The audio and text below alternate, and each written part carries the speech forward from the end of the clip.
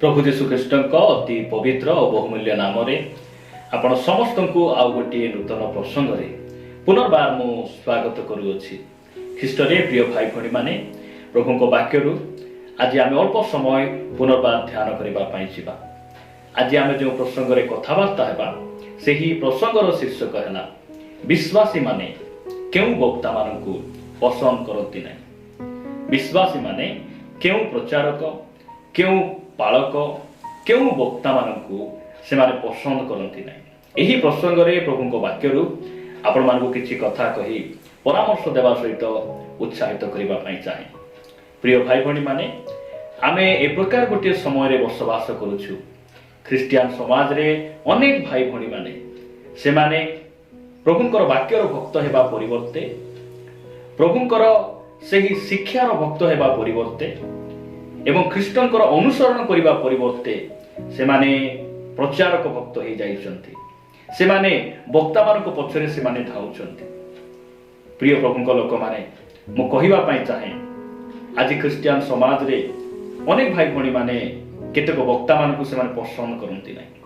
आउ सेही चारि प्रकार प्रभुंकर दास बा चारि प्रकार शिक्षा देउथिबा सेही प्रभुंकर मनोनीत लोक मानक विषय मु कहिबा पई चाहे सेही वक्ता मानक से माने कोन करंती नै, पसंद करंती नै।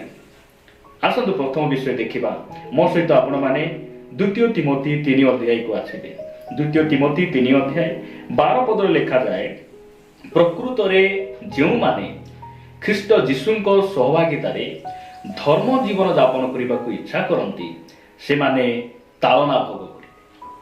प्रिय भाई भणी माने जे माने ख्रीष्टंको ठारे थाई पवित्र हेबा पई चाहंती, धर्म जीवन यापन करिया पई चाहंती, संकीर्ण पथ दे चलिबा पई चाहंती, से माने तालना भोग करिवे। एही प्रकार प्रचारक एही प्रकार वक्ता माननकु आज ख्रिस्टियन समाज रे अनेक भाई भणी माने पसंद करंती नै। किंतु से माने पसंद करंती जो माने कहंती कि तुम ख्रीष्टंक ठारे आस, तुम दुख गुंची जीव, अभाव रहिबो नाही, दुख नाही, निंदा नाही, तालना नाही, एई प्रकार कथा गुडी को जे माने प्रचार करंती से मानकु से माने पसंद करंती। तुम ख्रीष्टंक ठारे आस, तुमर संपत्ति बढ़ी जीव, घर उपरे घर बांधिबो, दुख आउ रहिबो नाही, एही जो मिथ्या कथा गुडी को एहा लोक माने शिक्षा को ग्रहण करूछंती। आ ए प्रकार वक्ता मानकर भक्त हो जाइछंती, ए प्रकार प्रचारक मानकर भक्त से माने हो जाइछंती। प्रिय भाई भणी माने परमेश्वर वाक्य कहे एही सत्य वाक्य को प्रचार करुथिबा दास माननकु आज ख्रिस्टियन समाज रे से माने पसंद करंती नै। आपण काहा को पसंद करंती एहा मु कहिबा पई चाहे। आपण काहा को पसंद करंती, ईश्वर को वाक्य को ना मनुष्य मानकर ज्ञान बुद्धि को? आपण काहा को पसंद करंती प्रिय भाई भणी माने? बाइबल कहे प्रभु आम मान को जहाँ लिखि देइछंती जे जो माने ख्रीष्ट जीशु को सहभागिता रे रही धर्म जीवन यापन करिया पई चाहंती से माने तालना भोग करिवे। मु कहिबा पई चाहे एही दिन मानकरे दिन को दिन तालना बढ़ुची आ आगु को मध्य तालना बढ़िबो। आ जने ख्रिस्टियन तालना निमंते प्रस्तुत हेबार आवश्यक रहिछि, तालना को सामना करिबा पई प्रस्तुत हेबार आवश्यक रहिछि। प्रभु जीशु ख्रीष्ट जो समय रे धरा पृष्ठ रे थिले से जहन लिखित सुसमाचार 16 अध्याय 33 पद रे कहिले जे तुम्भ मानक निमंते जगत रे क्लेश अछि, किंतु मनुष्य माने कहउछंती जे जगत रे तुम पई क्लेश नाही, दुख नाही, अभाव नाही। आपण काहा कथा विश्वास करूछंती? आपण मनुष्य मानक कथा विश्वास करूछंती ना प्रभु जीशु ख्रीष्टन कथा को विश्वास करूछंती? जीशु जदि कहउछंती तालना अछि, निश्चित भाव रे तालना रहिबो, दुख रहिबो। से केवल तालना अछि कहिले ताहा नुहे, से कहिले जगत रे तुम मान पई क्लेश अछि, मात्र साहस धर, जगत को मु जय करिछि। प्रिय भाई भणी माने ख्रिस्टियन जीवन गोटे दुख देई क्लेश देई जीवा जीवन अटे। आ एही क्षणिक दुख परे परमेश्वर हमको अनंत काल सुख से रखिछंती। सेति पाई आज आपण काहा को पसंद करंती मु कहिबा पई चाहे। आपण माने सेमान को शिक्षा सुनंतु जे माने आपण मान को तालना पाई प्रस्तुत करूछंती, जो माने आपण को पवित्र हेबार शिक्षा दउछंती, जो माने ताहंकर आगमन को प्रस्तुत कला भली परामर्श दउछंती, आपण माने सेमान को शिक्षा सुनंतु, निज को सुधारंतु। प्रिय भाई भणी माने मु द्वितीय विषय कहिबा पई चाहे क्यों वक्ता मान को ख्रिस्टियन अनेक ख्रिस्टियन भाई भणी माने पसंद करंती नै। ସେମାନଙ୍କ ମଧ୍ୟରୁ ଦ୍ୱିତୀୟ ବକ୍ତା ବା ଦ୍ୱିତୀୟ ଶିକ୍ଷକ ବା ଦ୍ୱିତୀୟ ପ୍ରଚାରକ ବୋଲି ମଧ୍ୟ ଆମେ କହିଲେ ଅତ୍ୟୁକ୍ତି ହେବ ନାହିଁ। ଦ୍ୱିତୀୟ ବିଷୟ ମୁଁ ଆପଣମାନଙ୍କୁ କହିବା ପାଇଁ ଚାହେଁ। ଆପଣମାନେ ପ୍ରେରିତ ପୁସ୍ତକ 2 ଅଧ୍ୟାୟକୁ ଆସିବେ। ପ୍ରେରିତ ପୁସ୍ତକ 2 ଅଧ୍ୟାୟ 40 ପଦ। ପୁଣି ଅନ୍ୟାନ୍ୟ ଅନେକ କଥା ଦ୍ୱାରା ସେ ସାକ୍ଷ୍ୟ ଦେବାକୁ ଲାଗିଲେ ଓ ସେମାନଙ୍କୁ ଉପଦେଶ ଦେଇ କହିଲେ, ଏହି କୁଟିଳ ବଂଶ ଠାରୁ ଆପଣମାନେ ରକ୍ଷା ହୁଅନ୍ତୁ ବା ରକ୍ଷା ପାଆନ୍ତୁ ବା ପୃଥକ ହୁଅନ୍ତୁ। ପିତର ଯେଉଁ ସମୟରେ ପେଣ୍ଟିକୋଷ୍ଟ ଦିବସରେ ସେ ପ୍ରଚାର କରୁଥିଲେ, ସେହି ସମୟରେ ଅନେକ ଲୋକ ବା 3000 ଲୋକ ତାହାଙ୍କର ବାକ୍ୟକୁ ଗ୍ରହଣ କଲେ, ବାପ୍ତିଜିତ ହେଲେ। ତାପରେ ସେ ପରାମର୍ଶ ଦଉଛନ୍ତି, ଶିକ୍ଷା ଦଉଛନ୍ତି ଯେ ତୁମେ କଣ ହୁଅ, ଏଇ କୁଟିଳ ବଂଶ ଠାରୁ ତୁମେ ରକ୍ଷା ହୁଅ ବା ପୃଥକ ହୁଅ। ଆଜି ଖ୍ରୀଷ୍ଟିଆନ ସମାଜରେ ପୃଥକୀକୃତ ବିଷୟରେ ଯେଉଁମାନେ ପ୍ରଚାର କରୁଛନ୍ତି, ସେହି ବକ୍ତା ମାନଙ୍କୁ ଅନେକ ଭାଇ ଭଉଣୀ ମାନେ ଗ୍ରହଣ କରନ୍ତି। ତୁମେ ପୃଥକ ହୁଅ, ପରମ୍ପରାରୁ ପୃଥକ ହୁଅ, ତୁମେ ଜଗତରୁ ପୃଥକ ହୁଅ, ଏହି କଥାକୁ ଅନେକ ଭାଇ ଭଉଣୀ ମାନେ ବିଶ୍ୱାସ କରନ୍ତି ନାହିଁ। ପ୍ରିୟ ଭାଇ ଭଉଣୀ ମାନେ, ଆମେ ପୃଥକ ନ ହେଲେ ସେ ଆମର ପରମେଶ୍ୱର ହେବେ ନାହିଁ, ସେ ଆମର ପ୍ରଭୁ ହେବେ ନାହିଁ। ଏହା ବାଇବେଲ କହେ। ଯଦି ଆପଣମାନେ 2 କରନ୍ଥୀୟ 6 ଅଧ୍ୟାୟକୁ ଆସିବେ, 17 ପଦରେ ଏହି ପ୍ରକାର ଲେଖାଯାଏ, ଏଣୁ ପ୍ରଭୁ ଏହା କହନ୍ତି, ତୁମ୍ଭେମାନେ ସେମାନଙ୍କ ମଧ୍ୟରୁ ବାହାରି ଆସ, ଆଉ ପୃଥକ ହୁଅ, ଆଉ ଅଶୁଚି ପଦାର୍ଥ ସ୍ପର୍ଶ କର ନାହିଁ, ପୁଣି ଆମ୍ଭେ ତୁମମାନଙ୍କୁ ଗ୍ରହଣ କରିବା। ସେ କେତେବେଳେ ଗ୍ରହଣ କରିବେ? ଯେତେବେଳେ ଆମେ ପୃଥକ ହେବା। ଆଜି ଅନେକ ଭାଇ ଭଉଣୀ ମାନେ ସେମାନେ ମଣ୍ଡଳୀରେ ଅଛନ୍ତି, ମାତ୍ର ସେମାନେ ପୃଥକ ହେଇନାହାନ୍ତି। କଣ ପୃଥକ ହେଇନାହାନ୍ତି? ଆଜି ମଧ୍ୟ ନିଜର ପୁଅ ଝିଅକୁ ସେମାନେ କଳା ଦୌଡ଼ି ବାନ୍ଧନ୍ତି, କଳା ଟୁପା ପିନ୍ଧାନ୍ତି। ଆଜି ମଧ୍ୟ ସେମାନେ କଣ କରନ୍ତି ଯେ ବିଭିନ୍ନ ପ୍ରକାର ଏ ଯୋଉ ଉଠାଣି କାର୍ଯ୍ୟକ୍ରମ କରନ୍ତି। ଆଜି ମଧ୍ୟ ସେମାନେ ପରିବାରରେ କିଏ ମୃତ୍ୟୁବରଣ କଲେ ସେମାନେ 3 ଦିନିଆ ସେ କ୍ରିୟାକୁ କରନ୍ତି, 10 ଦିନିଆ, ବିଭିନ୍ନ ପ୍ରକାର ବନ୍ଧନରେ ସେମାନେ ଅଛନ୍ତି, ପୃଥକ ହେଇନାହାନ୍ତି। ଆଉ ଯେଉଁ ପ୍ରଚାରକ ମାନେ, ଯେଉଁ ପ୍ରଭୁଙ୍କ ଦାସ ମାନେ ଏହି ପୃଥକୀକୃତ ଶିକ୍ଷା ଦିଅନ୍ତି, ସେମାନଙ୍କୁ ସେମାନେ ପସନ୍ଦ କରନ୍ତି ନାହିଁ। ଆପଣ କାହାକୁ ପସନ୍ଦ କରୁଛନ୍ତି? ପ୍ରିୟ ଭାଇ ଭଉଣୀ ମାନେ, ପରମ୍ପରାକୁ ଭାଙ୍ଗିବାର ସେବା କାର୍ଯ୍ୟ ପ୍ରଭୁ ଯୀଶୁ ଖ୍ରୀଷ୍ଟଙ୍କର ଥିଲା। ସେ ବାକ୍ୟ ପ୍ରଚାର କରୁଥିଲେ, ସବୁ ବିଷୟରେ ଶିକ୍ଷା ଦେଉଥିଲେ, ମାତ୍ର ପରମ୍ପରା ବିରୁଦ୍ଧରେ ମଧ୍ୟ ସେ ଶିକ୍ଷା ଦେଉଥିଲେ। ଆଜି ଅନେକ ଭାଇ ଭଉଣୀ ମାନେ ସେମାନଙ୍କର ପରମ୍ପରାକୁ ଧରି ବସିଛନ୍ତି। ପ୍ରାଚୀନ ମାନଙ୍କର ପରମ୍ପରା, ଯୋଉ ସିଞ୍ଚା ବାପ୍ତିସ୍ମ, ଶିଶୁ ବାପ୍ତିସ୍ମ, ଏସବୁ ବିଷୟ ବାଇବେଲର ନୁହେଁ। ଆଉ ଯେଉଁମାନେ ଏହି ସଂଶୋଧନର ବାକ୍ୟ, ଏହି ପୃଥକୀକୃତର ବାକ୍ୟ ଯେଉଁମାନେ କହନ୍ତି, ସେହି ପ୍ରକାର ବକ୍ତା ମାନଙ୍କୁ ସେମାନେ ପସନ୍ଦ କରନ୍ତି। ପ୍ରଭୁଙ୍କ ନାମର ଗୌରବ ହଉ। ପ୍ରିୟ ଭାଇ ଭଉଣୀ ମାନେ, ପ୍ରଭୁ ଆମକୁ ଅନୁଗ୍ରହ କରନ୍ତୁ, ଆମେ ନିଜକୁ ସୁଧାରିବା, ପ୍ରଭୁଙ୍କ ନିକଟରେ ଆମେ ଫେରି ଆସିବା। ମୁଁ ତୃତୀୟ ବିଷୟ ଆପଣମାନଙ୍କୁ କହିବା ପାଇଁ ଚାହେଁ, ଯେଉଁମାନେ କି କଣ କରନ୍ତି ନାହିଁ, ସେ ପ୍ରକାର ବକ୍ତା ମାନଙ୍କୁ ପସନ୍ଦ କରନ୍ତି ନାହିଁ, ସେମାନେ କିଏ? ମୁଁ ଆପଣମାନଙ୍କୁ କହିବା ପାଇଁ ଚାହେଁ, ସେଇ ମାଥ୍ୟୁ ଲିଖିତ ସୁସମାଚାର 13 ଅଧ୍ୟାୟକୁ ଆସିବେ। ବିଶ୍ୱାସୀ ମାନେ କେଉଁ ବକ୍ତା ମାନଙ୍କୁ ପସନ୍ଦ କରନ୍ତି ନାହିଁ, ଏ ବିଷୟରେ ଆମେ କଥାବାର୍ତ୍ତା ହଉଛୁ।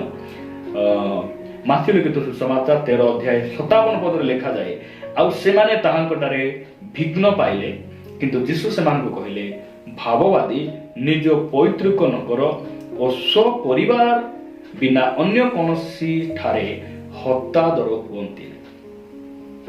ଖ୍ରୀଷ୍ଟିଆନ ସମାଜର ଅନେକ ଭାଇ ଭଉଣୀ ମାନଙ୍କୁ ଆପଣମାନେ ଦେଖନ୍ତୁ, ଲକ୍ଷ୍ୟ କରନ୍ତୁ, ସେମାନେ ଗାଁର ପ୍ରଚାରକ ମାନଙ୍କୁ ପସନ୍ଦ କରନ୍ତି। ପ୍ରଭୁ ଯୀଶୁ ଖ୍ରୀଷ୍ଟ ଯେଉଁ ନଗରରେ ପ୍ରତିପାଳିତ ହେଲେ, ନାଜରିତ ନଗରରେ ସେ ରହି, ନାଜରିତର ଲୋକମାନେ ତାଙ୍କଠାରେ ବିଘ୍ନ ପାଇଲେ। ଏ ତ ଆମ ଗାଁ ପିଲା, ଏ କଣ ଜାଣିଛି, ଆଉ ଏତେ ବୁଦ୍ଧି ଏତେ ଜ୍ଞାନ ଆସିଲେ ମଧ୍ୟ କଣ ହେବ, ଏ ତ ଗାଁ ଲୋକ, এই প্রকার নাগরিক লোকମାନଙ୍କ ତାଙ୍କୁ ଭାବିଲେ। ପ୍ରଭୁ ଯୀଶୁ ଖ୍ରୀଷ୍ଟ ତାଙ୍କ ଆଖି ଆଗରେ ସେ ପବିତ୍ର ଜୀବନ ଯାପନ କରୁଛନ୍ତି, ସେ ସିଦ୍ଧ ଭାବରେ ଚାଲୁଛନ୍ତି, ତାଙ୍କର ଶିକ୍ଷା ମଧ୍ୟ ଆଶ୍ଚର୍ଯ୍ୟ ଅଟେ, ତଥାପି ଲୋକମାନେ ଆଦର କରୁନାହାନ୍ତି, ଗ୍ରହଣ କରୁନାହାନ୍ତି।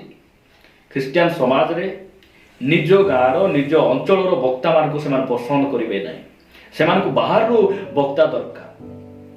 ଆଖି ଆଗରେ ଯେଉଁ ପ୍ରଭୁଙ୍କ ଦାସମାନେ ସେମାନେ ପରିଶ୍ରମ କରୁଛନ୍ତି, ସେବା କରୁଛନ୍ତି, ପବିତ୍ର ଜୀବନ ଯାପନ କରୁଛନ୍ତି, ଅଭିଷେକ ରହିଛି, ସେମାନଙ୍କୁ ସେମାନେ ପସନ୍ଦ କରନ୍ତି ନାହିଁ, ବାହାର ଦେଶରୁ ଦରକାର। ସେ ବକ୍ତା ସେ ସିନେମା ବାୟା ହେଇଥାଉ, ସେ ବକ୍ତା ସେ ବକ୍ତାର ଆତ୍ମିକ ଜୀବନ ଯେମିତି ଥାଉ ନା କାହିଁକି, ସେମାନଙ୍କୁ ଅନେକ ଭାଇ ଭଉଣୀ ମାନେ ପସନ୍ଦ କରନ୍ତି। କାହିଁକି ସେମାନେ ଆସିଲେ ଏମାନଙ୍କର ଇଚ୍ଛା ଥିଲା ଭଳି କଥା ସେମାନେ କହିବେ, ଯୋଉଟା ଶୁଣିବା ପାଇଁ ମାନେ ଚାହୁଁଥିଲେ ସେଇଟା ଶୁଣିବେ, ସେଥିପାଇଁ ସେମାନେ ପସନ୍ଦ କରନ୍ତି। ଏଇସବୁ ବାକ୍ୟ ଗୁଡ଼ିକ ଆପଣମାନଙ୍କୁ ଭଲ ଲାଗି ନପାରେ, କିନ୍ତୁ ମୁଁ କହିବା ପାଇଁ ଚାହେଁ ଆମେ କେଉଁ ଦାସଙ୍କ ଠାରୁ ବାକ୍ୟ ଶୁଣିବାର ଅଛି, କେଉଁ ବାକ୍ୟ ଆମ ଜୀବନକୁ ସଜାଡ଼ି ପାରେ। ପ୍ରିୟ ଭାଇ ଭଉଣୀ ମାନେ, ଏଇଟା ଆମେ ଧ୍ୟାନ ଦେବାର ଆବଶ୍ୟକ ରହିଛି। ସେଥିପାଇଁ ତୃତୀୟ ବିଷୟ ଆମେ ଦେଖୁଛୁ ଯେ କେଉଁ ବକ୍ତା ମାନଙ୍କୁ ଲୋକମାନେ ପସନ୍ଦ କରନ୍ତି ନାହିଁ। ଯେଉଁ ବକ୍ତା ମାନେ, ଯେଉଁ ପ୍ରଭୁଙ୍କ ଦାସ ମାନେ ଆମ ଗାଁରେ ରହୁଛନ୍ତି, ନିଜ ଅଞ୍ଚଳରେ ଅଟନ୍ତି, ସେମାନଙ୍କୁ ସମ୍ମାନ ନାହିଁ, ଆଦର ନାହିଁ, କିଛି ନାହିଁ ଏଇ ଦିନ ମାନଙ୍କରେ। ଏହା ଆପଣ ସୁନିଶ୍ଚିତ ଭାବରେ ଦେଖିପାରୁଥିବେ ଆଜି ଦିନ ମାନଙ୍କରେ ଏଇସବୁ ବିଷୟ ଘଟୁଛି। ପ୍ରିୟ ଭାଇ ଭଉଣୀ ମାନେ, ମୁଁ ଶେଷ କଥା ଆଉ ଚତୁର୍ଥ କଥା କହିବା ପାଇଁ ଚାହେଁ, କେଉଁମାନଙ୍କୁ, କେଉଁ ବକ୍ତା ମାନଙ୍କୁ ବିଶ୍ୱାସୀ ମାନେ ପସନ୍ଦ କରନ୍ତି ନାହିଁ। ବା ହିତୋପଦେଶ 12 ଅଧ୍ୟାୟକୁ ଆସିବେ। ହିତୋପଦେଶ 12 ଅଧ୍ୟାୟ 1 ପଦରେ ଲେଖାଯାଏ, ଯେଉଁ ଲୋକ ଶାସନ ଭଲ ପାଏ ସେ ଜ୍ଞାନ ଭଲ ପାଏ, ମାତ୍ର ଯେ ଅନୁଯୋଗ ଘୃଣା କରେ ସେ ପଶୁ ତୁଲେ। ଏ ସ୍ଥାନରେ ମୁଁ କହିବା ପାଇଁ ଚାହେଁ, ଯେଉଁମାନେ ଆମକୁ ସଂଶୋଧନର ବାକ୍ୟ କହନ୍ତି, ଯେଉଁ ବକ୍ତା ମାନେ ପାପକୁ ପରିତ୍ୟାଗ କର ବୋଲି କହନ୍ତି, ସେମାନଙ୍କୁ ସେମାନେ ପସନ୍ଦ କରନ୍ତି ନାହିଁ, ପସନ୍ଦ କରନ୍ତି ନାହିଁ। ଯେଉଁ ପ୍ରଭୁଙ୍କ ଦାସମାନେ ଆମକୁ ଅନୁଯୋଗର ଶିକ୍ଷା ଦିଅନ୍ତି, ପାପ ଛାଡ଼ ଭାଇ, ପରିବର୍ତ୍ତନ ହେଇଯାଅ, ନହେଲେ ତୁମେ ବିନଷ୍ଟ ହେଇଯିବ, ଏହି କଥା ଯେତେବେଳେ ଆମକୁ ଯେଉଁ ବକ୍ତାମାନେ ଆମକୁ କହନ୍ତି, ସେହି କଥାକୁ ଅନେକ ବିଶ୍ୱାସୀ ଭାଇ ଭଉଣୀ ମାନେ ସେହି ବକ୍ତାମାନଙ୍କୁ ସେମାନେ କ'ଣ କରନ୍ତି, ରାଗି ଯାଆନ୍ତି। ଯଦି ଆପଣମାନେ ଲୁକଲିଖିତ ସୁସମାଚାର 13 ଅଧ୍ୟାୟକୁ ଆସିବେ, 13 ଅଧ୍ୟାୟ 3 ପଦରେ ପ୍ରଭୁ ଯୀଶୁ ଖ୍ରୀଷ୍ଟ କହନ୍ତି, ମୁଁ ତୁମ୍ଭମାନଙ୍କୁ କହୁଅଛି ନା, କିନ୍ତୁ ମନ ପରିବର୍ତ୍ତନ ନ କଲେ ତୁମ୍ଭେମାନେ ସମସ୍ତେ ସେହି ପ୍ରକାର ବିନଷ୍ଟ ହେବ। ଯେଉଁ ପ୍ରଚାରକ ମାନେ ମନ ପରିବର୍ତ୍ତନ କର, ନହେଲେ ତୁମେ ନର୍କକୁ ପଳାଇବ, ନଷ୍ଟ ହେଇଯିବ, ବିନଷ୍ଟ ହେଇଯିବ, ଏହି କଥା ଯେତେବେଳେ କୁହାଯାଏ, ସେମାନଙ୍କୁ ଖ୍ରୀଷ୍ଟିଆନ ଭାଇ ଭଉଣୀ ମାନେ ପସନ୍ଦ କରନ୍ତି ନାହିଁ। ତୁମେ ପ୍ରାର୍ଥନା ଯାଇ ଯାଇ କାହିଁକି ତୁମେ ଅନ୍ୟ ସ୍ତ୍ରୀ ପଛରେ ଯାଉଛ ଭାଇ? ତୁମେ ପ୍ରଭୁରେ ରହି ରହି ତୁମେ ଆଉ କାହା ସହିତ କାହିଁକି କଥା ହଉଛ? ତୁମେ ଚର୍ଚ୍ଚରେ ରହି ରହି କାହିଁକି ମଦ ପିଉଛ? ଏହି ସଂଶୋଧନ ମୂଳକ ଶିକ୍ଷା ଯେତେବେଳେ ପ୍ରଚାରକ ମାନେ କହନ୍ତି, ପ୍ରଭୁଙ୍କ ଦାସ ମାନେ କହନ୍ତି, ଏହି ପ୍ରକାର ଦାସ ମାନଙ୍କୁ ଖ୍ରୀଷ୍ଟିଆନ ସମାଜରେ ଆଦର ନାହିଁ, ସମ୍ମାନ ନାହିଁ ଆଜି ଦିନ ମାନଙ୍କରେ। ପ୍ରିୟ ଭାଇ ଭଉଣୀ ମାନେ, ମୁଁ କହିବା ପାଇଁ ଚାହେଁ, ପ୍ରଭୁ ଯୀଶୁ ଖ୍ରୀଷ୍ଟ ପୃଥିବୀରେ କାହିଁକି ଆସିଲେ? ପାପ କର, ମଦ ପିଅ, ଜୁଆ କର, ନରହତ୍ୟା କର, ଏହା କହିବା ପାଇଁ ସେ ଆସି ନଥିଲେ। ବେବିଚାରରୁ ପୃଥକ ହୁଅ, ପାପରୁ ପୃଥକ ହୁଅ, ମନ ପରିବର୍ତ୍ତନ କର, ଫେରି ଆସ, କାରଣ ଈଶ୍ୱରଙ୍କ ରାଜ୍ୟ ସନ୍ନିକଟ, ଏହା କହିବା ପାଇଁ ସେ ଏହି ପୃଥିବୀ ପୃଷ୍ଠକୁ ସେ ଆସିଥିଲେ। ପ୍ରିୟ ଭାଇ ଭଉଣୀ, ପ୍ରଭୁ ଆମକୁ ଅନୁଗ୍ରହ କରନ୍ତୁ। ବାପ୍ତିଜିକ ଯୋହନଙ୍କୁ ହେରୋଦଙ୍କ ପରିବାର ରାଗିବାର କାରଣ କ'ଣ? କାରଣ ବାପ୍ତିଜିକ ଯୋହନ ହେରୋଦଙ୍କର କିଛି କ୍ଷତି କରିନଥିଲେ, ତାଙ୍କର ସମ୍ପତ୍ତିକୁ ସେ ଲୋଭ କରିନଥିଲେ, ତାଙ୍କର ଜମିକୁ ସେ ଅକିପାଇ କରିନଥିଲେ, କୌଣସି ବିଷୟ ତାଙ୍କର କ୍ଷତି କରିନଥିଲେ। ମାତ୍ର ସେ ଗୋଟେ ବିଷୟ କହିଲେ ଯେ ତୁମେ ଆପଣ ଭାଇର ଭାର୍ଯ୍ୟାକୁ ରଖିବା ଏହା ବିଧିସଙ୍ଗତ ନୁହେଁ, ତୁମେ ସେଠିରୁ ମନ ପରିବର୍ତ୍ତନ କର, ନହେଲେ ତୁମେ ନର୍କକୁ ପଳାଇବ। ଏହି ପ୍ରକାର କଥା କହିବାରୁ ହେରୋଦ ଆଉ ତାଙ୍କର ସ୍ତ୍ରୀ ରାଗିଗଲେ, ତାଙ୍କୁ ରାଗିଗଲେ, ଗ୍ରହଣ କଲେ ନାହିଁ, ଆଉ ଜେଲରେ ତାଙ୍କର ମସ୍ତକକୁ କ'ଣ କଲେ? ଛେଦନ କରିଦେଲେ। ଲୋକ ପଠାଇ ସେମାନେ ଖଡ୍ଗରେ ଯୋହନଙ୍କର ମସ୍ତକକୁ କାଟିଦେଲେ। ପ୍ରିୟ ଭାଇ ଭଉଣୀ ମାନେ, ମୁଁ କହିବା ପାଇଁ ଚାହେଁ, ଆଜି ଦିନ ମାନଙ୍କରେ ଖ୍ରୀଷ୍ଟିଆନ ସମାଜରେ ବିଭିନ୍ନ ବାଇବେଲ ପରିବର୍ତ୍ତେ ବିଭିନ୍ନ ବିଷୟ ଗୁଡ଼ିକ ଘଟୁଛି, ଯାହାକି ବାଇବେଲ ବିଧି ସଙ୍ଗତ ନୁହେଁ, ବାଇବେଲ ସହମତ ନୁହେଁ। ପ୍ରଭୁ ଆମକୁ ଅନୁଗ୍ରହ କରନ୍ତୁ। ଆମେ କାହାକୁ ପସନ୍ଦ କରୁଛୁ? ବାଇବେଲର ପରମେଶ୍ୱରଙ୍କୁ, ନା ଯେଉଁମାନେ ବାଇବେଲ ବିରୋଧରେ କଥା କୁହନ୍ତି ସେ ବକ୍ତା ମାନଙ୍କୁ? ଆମେ ବାଇବେଲ ଭିତ୍ତିକ ପ୍ରଭୁଙ୍କ ଦାସମାନଙ୍କୁ ଆମେ ଗ୍ରହଣ କରୁଛୁ, ନା ଅନ୍ୟ କାହାକୁ ଗ୍ରହଣ କରୁଛୁ? ପ୍ରଭୁ ଆମକୁ ଅନୁଗ୍ରହ କରନ୍ତୁ। ସେଥିପାଇଁ ଏହି ପ୍ରକାର ବିଶ୍ୱାସୀ ମାନଙ୍କଠାରୁ ଆମେ ପୃଥକ ହେବା। ଯେଉଁ ପ୍ରଭୁଙ୍କ ଦାସମାନେ ଅନୁତାପର ଶିକ୍ଷା ଦେଉଛନ୍ତି, ପରିବର୍ତ୍ତନ ହେବାର ପରାମର୍ଶ ଦେଉଛନ୍ତି, ଆମେ ସେମାନଙ୍କର ଠାରୁ ଆମେ ଶିଖିବା। ଆମେ କୌଣସି ବକ୍ତା ପରି, କୌଣସି ମନୁଷ୍ୟ ପରି ହେବା ନାହିଁ, କୌଣସି ଜ୍ଞାନୀ ପରି ହେବା ନାହିଁ, ଆମେ ଯୀଶୁଙ୍କ ପରି ହେବା। ଏହା ବାଇବେଲ ଆମକୁ କହେ। ପ୍ରଭୁ ଏହି ବାକ୍ୟ ଦେଇ ଆମ ପ୍ରତ୍ୟେକଙ୍କୁ ପ୍ରଚୁର ଭାବରେ ଆଶୀର୍ବାଦ କରନ୍ତୁ।